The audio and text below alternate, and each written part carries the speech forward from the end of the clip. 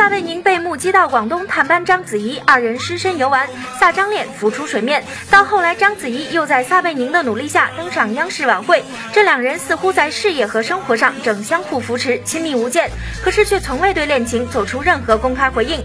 因此，不少人怀疑是不是撒贝宁央视主持人的身份令此事变得没那么简单。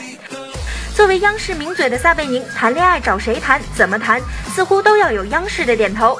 这不，最近有人爆出，撒贝宁被请去喝咖啡，领导要小撒低调处理私事，避免影响工作。媒体拍到受到警告的撒贝宁只身一人出现在虹桥机场，虽落地就开机，并与章子怡保持通话，却力求低调。正因为撒张恋自爆出，二人都没有亲口证实过，因而有人怀疑此事根本就是假的。有网友吐槽，章子怡的前男友们虽然年龄国籍皆有不同，但都是一水的高富帅。撒贝宁虽为名嘴，但距离高富帅实有差距。同时也有消息称，撒贝宁真实女友是传媒大学校花岑黎兰，更有人说看到他和涂经纬在武汉领证结婚了。谣言纷纷，扑朔迷离，我们只好坐等当事人站出来说点什么了。优酷娱乐播报，北京报道。